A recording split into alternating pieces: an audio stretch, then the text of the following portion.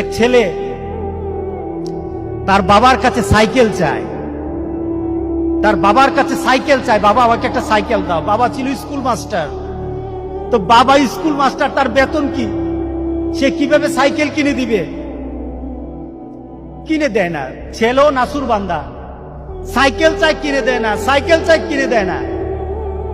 একবার ছেলে বাবাকে বলল, বাবা আমাকে সাইকেলটা কিনে দাও না। বাবা রাগ করলেন, রাগ কিয়ে বললেন, আরেকবার সাইকেল চাইবি তাহলে পিটামো, তুই আমাকে বিরক্ত করতেছিস। কি বলেন, আমরা বিরক্ত হই না মাঝে মাঝে? সন্তান যদি বেশি আমার ক্ষমতার বাইরে যদি সন্তান কিছু চায় তাহলে আমরা বিরক্ত হয়ে যাই।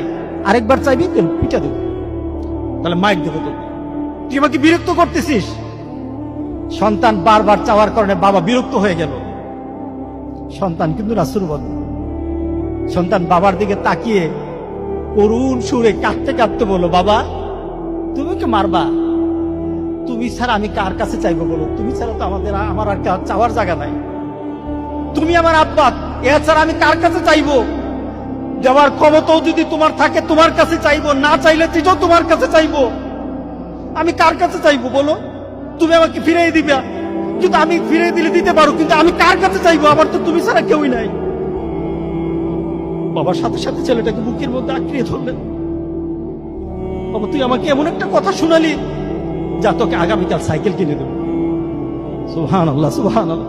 তার মানে কি, ছেলে তার বাবার হৃদয়ে টাচ করেছে, তার কথার মধ্যে আবেগ ছিল, ভালোবাসা ছিল, নিবেদন ছিল, যে বাবা তুমি না দিতে পারো, কিন্তু আমার তো তুমি ছাড়া কেউই নাই।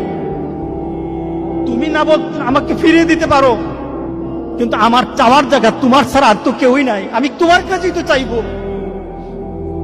আমরা যদি মাবুদের দরবারে, আল্লাহর দরবারে এভাবে চাইতে পারতাম, যেই মাবুদ দিতেই পারে, দিতেই পারে, দিতেই পারে, একমাত্র যিনি দিতেই পারে, তার কাছে ওই আবেগ দিয়ে যদি চাইতে পারতাম, কোনদিন কোন জিনিস আমাদেরকে ফিরিয়ে দিতেন না, কোনদিন ফিরিয়ে দিতেন না। আমরা চাইতেই পারি না, আমরা ওইভাবে আল্লাহর দরবারে চাচ্ছি না। আমরা যদি চাইতে পারতাম, তাহলে পৃথিবীতে আমাদের এই তো বিপদ থাকতো না।